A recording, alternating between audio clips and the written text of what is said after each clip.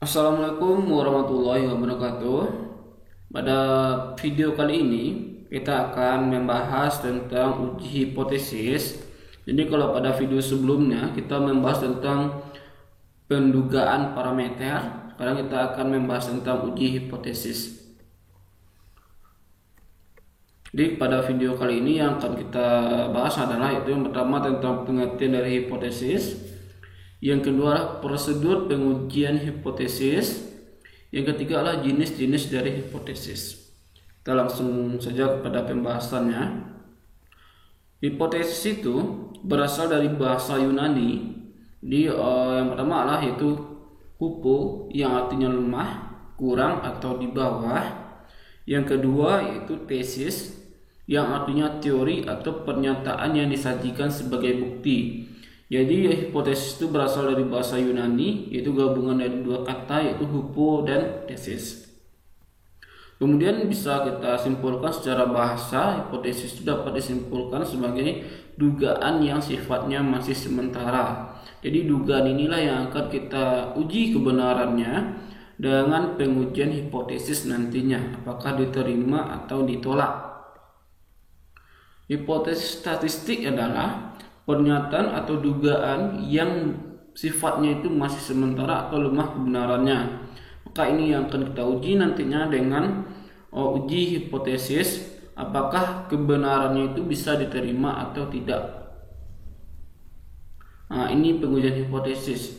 Jadi pengujian hipotesis itu adalah suatu prosedur yang akan menghasilkan suatu keputusan, yaitu keputusannya itu diterima atau ditolak. Jadi karena hipotesis tadi kan masih sifatnya masih lemah ya, dugaannya itu masih lemah, dugaan itu masih bersifat sementara. Dengan pengujian hipotesis ini nanti kita bisa mengambil suatu kesimpulan, apakah dugaan kita yang bersifat sementara atau lemah itu bisa diterima atau ditolak. Untuk prosedur pengujian hipotesis, yang pertama adalah dengan menentukan formula hipotesis, yaitu menentukan H0 dan H1. Yang kedua menentukan taraf nyata. Yang ketiga adalah menentukan nilai uji statistik. Yang keempat adalah menentukan kriteria penerimaan atau penolakan H0. Yang kelima adalah membuat kesimpulan. Jadi di sini kita punya 5 prosedur untuk bisa mengambil kesimpulan apakah hipotesis kita itu diterima atau tidak. Oke, kita bahas satu-satu. Yang pertama adalah menentukan formula hipotesis. Jadi formula hipotesis ini terdiri dari H0 dan H1. Jadi kalau H0 ini adalah hipotesis yang dirumuskan sebagai pernyataan yang akan diuji. Di pernyataan yang akan kita uji itu nantinya kita misalkan dengan H0. Sedangkan H1 adalah hipotesis yang dirumuskan sebagai lawan atau tandingan dari hipotesis 0. Jadi jika H0 kita nanti diterima, maka H1-nya nanti ditolak. Jika H1-nya diterima, maka H0-nya nanti yang ditolak. Ini adalah sebuah contoh. Misalnya di sini adalah contohnya seorang peneliti mengamati manfaat penggunaan handphone sebagai media pembelajaran selama wabah COVID-19 terjadi. Maka di sini bisa kita simpulkan H0-nya adalah penggunaan handphone bermanfaat. Di sini kita mengambil dugaan sementara, yaitu penggunaan handphone bermanfaat sebagai media pembelajaran selama wabah COVID-19 terjadi. Ini adalah H0-nya. Ini yang akan kita uji nantinya. Sedangkan H1 adalah lawan dari H0. Karena H0 ini sifatnya bermanfaat, maka untuk H1-nya adalah penggunaan handphone tidak bermanfaat sebagai media pembelajaran selama wabah COVID-19 terjadi. Jadi H1 ini merupakan lawan atau tandingan dari H0. Jika H0-nya diterima, maka H1-nya nanti ditolak. Dan begitu juga sebaliknya. Kemudian taraf nyata. Di taraf nyata adalah besarnya batas toleransi dalam menerima kesalahan hipotesis terhadap nilai parameter populasinya.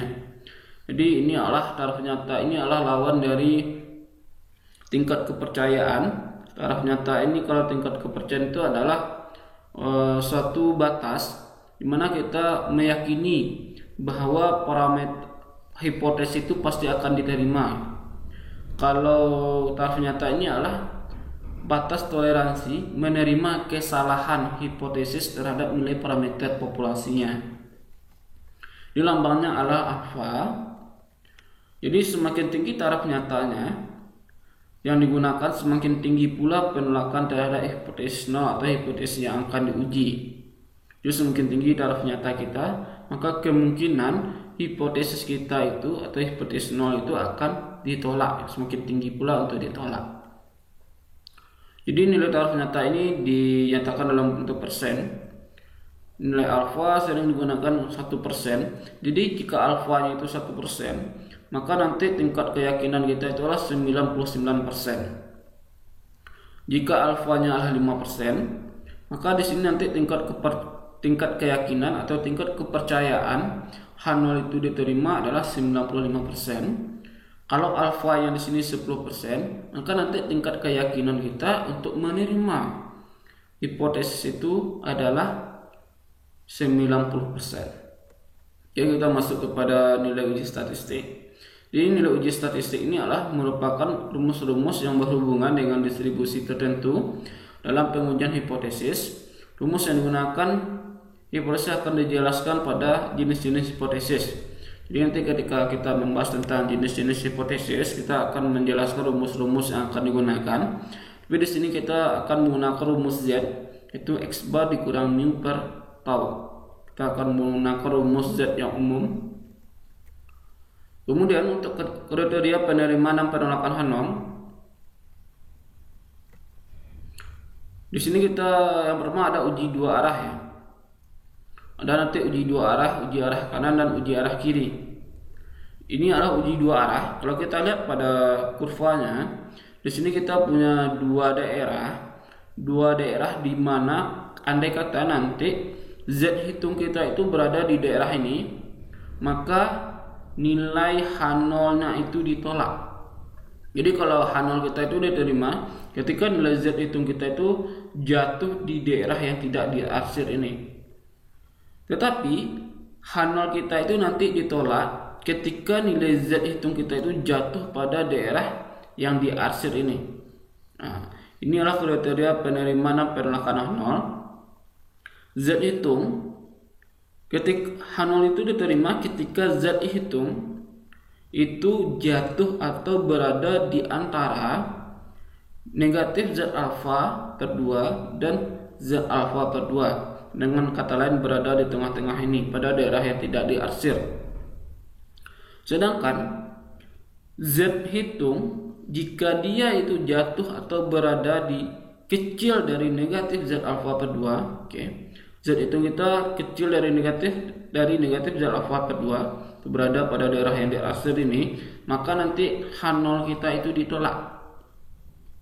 Dan jika Z hitung kita itu berada atau besar dari Z alfa per 2, itu berada di daerah yang diarsir ini, maka H0 kita ditolak. Ini untuk uji dua arah. Sedangkan untuk uji arah kanan, coba perhatikan di sini daerah yang diarsir itu berada di sebelah kanan dari daerah yang tidak diarsir. H0 kita itu diterima ketika Z hitung kita itu kecil sama dari Z alfa. Berada di daerah yang tidak diarsir ini. Jadi kalau dia Z hitung kita nanti jatuh di daerah yang tidak diarsir ini, maka H0 kita itu diterima.